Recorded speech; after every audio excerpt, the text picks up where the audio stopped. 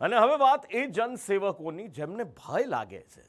આમ તો પોતાને જો જનસેવક કોઈ કહેતું હોય તો એણે જનતાની વચ્ચે રહેવું જોઈએ, અધિકારીઓ હોય તો જનતાની વચ્ચે રહેવું જોઈએ. પણ આ જનસેવકો ચૂંટણી સિવાય જનતા વચ્ચે દેખાતા નથી, અધિકારીઓ તો ક્યાંય ફરકતા જ નથી. ઉપરથી જો જનતા એમની પાસે આવે તો દાદાગીરી કરવા માટે બાઉન્સરના મજબૂત કવચમાં વચ્ચે ગોઠવાઈ જાય છે. અને આ કવચ પાછળનો ખર્ચ કેટલો છે ખબર છે? આંકડો સાંભળશો તો આંખો પોળી થઈ જશે. બાઉન્સર, આ શબ્દ સાંભળતા જ તમારી સામે આવશે કઠોર, મજબૂત બાંધા ધરાવતા ચહેરાઓ. સામાન્ય રીતે નેતાઓ, અભિનેતાઓ પોતાની સુરક્ષા માટે બાઉન્સર રાખતા હોય છે.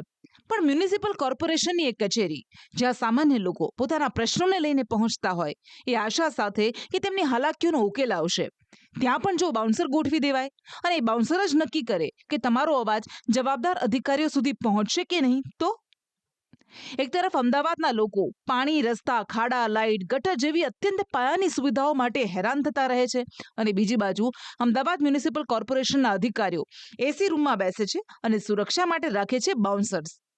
લોકો પણ આક્રોશ ઠાલવી રહ્યા છે કે બાઉન્સરની પીઠ પાછળ અધિકારીઓ સંતાઈ રહ્યા છે. બાઉન્સરો છે ને લોકોનો અવાજની જગ્યાએ અવાજ દબાવવાનું કામ કરી રહ્યા છે. બાઉન્સરો એક પ્રમાણેની દાદાગીરી કરી રહ્યા છે. કાલે મેં દક્ષિણ ઝોનમાં ગયેલા, ત્યાં મીડિયા સાથે પણ ગેરવર્તન કરેલું અને આ લોકતંત્રની હત્યા થઈ રહી છે કે જ્યારે કોઈ વ્યક્તિ પોતાની રજૂઆત કરવા આવે એ અધિકારીનો મને ખબર નથી કેમ લોકોનો ડર લાગે છે. અને બાઉન્સરોનું જે ગેરવર્તન હોય છે ને, આપ જોઈને એવું લાગે ખરેખર ખૂબ જ ગેરવર્તન હોય છે. અને જ્યારે લોકો ડરી રહ્યા છે બાઉન્સરોનો જોઈને, એટલે અધિકારીઓ ક્યાંક ને ક્યાંક ચોરી કરી રહ્યા છે. અને બીજું કે આ લોકશાહીની હત્યા કે કોઈનો અવાજ સાંભળવામાં ના આવે. બાઉન્સરોની કોઈ જરૂરત જ નથી. અત્યાર સુધી કોર્પોરેશન સિક્યુરિટી રાખતી હતી, જરૂર પડે તો ફાયર સ્ટાફ આવતો હતો. આ બાઉન્સરો તો એ લોકો જે ખોટા જાણે છે કે અમે આ ખોટું કરીએ છીએ, એટલે એમને ભય હોય છે કે આ ખરેખર ખોટું છે, એટલે આ જરૂર પડવાની.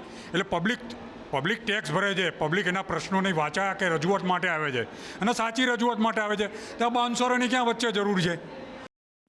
અમદાવાદમાં જ્યારે મીડિયાકર્મી લોકોના પ્રશ્નોને વાચા આપવા, સવાલના જવાબ મેળવવા એએમસી કચેરી પહોંચ્યા, ત્યારે બાઉન્સર્સે તેમની સાથે ગેરવર્તન કર્યું, ધક્કામુક્કી કરી. આખરે આ મામલે કાર્યવાહી કરાઈ અને ડોક્સન સર્વિસીસ, શક્તિ પ્રોટેક્શન ફોર્સ નામની 2 બાઉન્સર એજન્સીને 50,000નો દંડ ફટકારાયો અને બંને એજન્સીના 4 બાઉન્સરને હટાવવાનો નિર્ણય લેવાયો. પણ પોતાને જનસેવક કહેતા અધિકારીઓએ તો લોકોની વચ્ચે જવું જોઈએ, તેમની હાલાકીનો જાતે તાગ મેળવવો જોઈએ. એની જગ્યાએ જનતા જ એમની પાસે ન પહોંચી શકે એવી વ્યવસ્થા કરી દેવાય છે. સવાલ થાય કે એવો તો એમને વળી શું ખતરો છે કે કરોડોનું આંધણ બાઉન્સર પાછળ કરી નાખ્યું? આ અમે નથી કહી રહ્યા, આંકડા કહી રહ્યા છે. અમદાવાદ કોર્પોરેશને 10 વર્ષમાં સિક્યોરિટી, બાઉન્સર પાછળ ₹244 કરોડનો ધુમાડો કરી નાખ્યો. અને એની જરૂર કેમ પડી? વિપક્ષે આક્ષેપ કર્યો છે કે તંત્રની નિષ્ફળતાને કારણે પ્રજાના આક્રોશથી બચવા અધિકારીઓને સિક્યોરિટી અને બાઉન્સરનો સહારો લેવો પડી રહ્યો છે.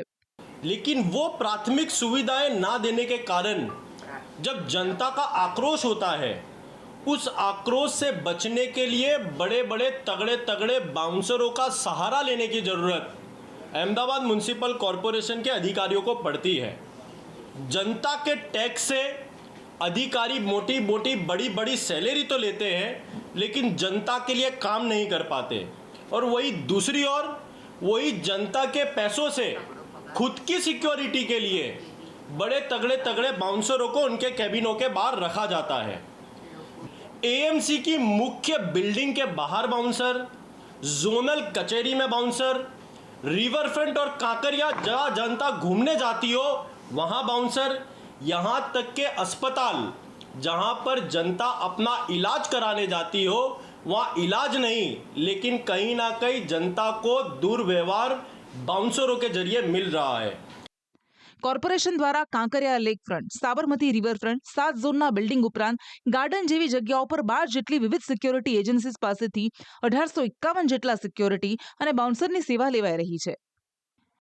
2023-24માં અધિકારીઓની સુરક્ષા પાછળ 44 કરોડ 10 લાખ રૂપિયા ચૂકવાયા, તો 2024-25માં 19 કરોડ 57 લાખ રૂપિયા ચૂકવવામાં આવ્યા. આ બધા જ પૈસા જનતાના છે. જો કે અમદાવાદ ડેપ્યુટી મ્યુનિસિપલ કમિશનર કહી રહ્યા છે કે કોઈક એવી જગ્યાઓ જ્યાં મજબૂત માણસની જરૂર હોય, પોલીસ ન પહોંચી શકે એમ હોય, એના માટે અમે બાઉન્સર રાખીએ છીએ. ટોટલ આપણે જે કોર્પોરેશનની અંદર સિક્યોરિટી ગાર્ડની વાત કરીએ તો લગભગ 2000થી 2200ની આસપાસ છે. એમાં 250 જેવા છે એ બાઉન્સર કક્ષાના રાખવામાં આવે છે.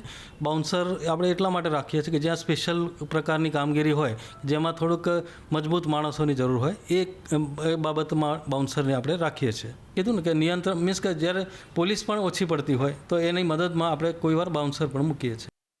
પણ હોસ્પિટલ્સથી માંડી કચેરીઓમાં આ બાઉન્સર્સની દાદાગીરીના અનેક ઉદાહરણ સામે આવી ચૂક્યા છે અને એની પાછળનું કરોડોનું આંધણ બતાવે છે કે કોર્પોરેશનને જેટલો રસ લોકોના કલ્યાણમાં નથી, એટલો જેને પોતાની સુરક્ષા માટે બાઉન્સર્સ ગોઠવવામાં છે.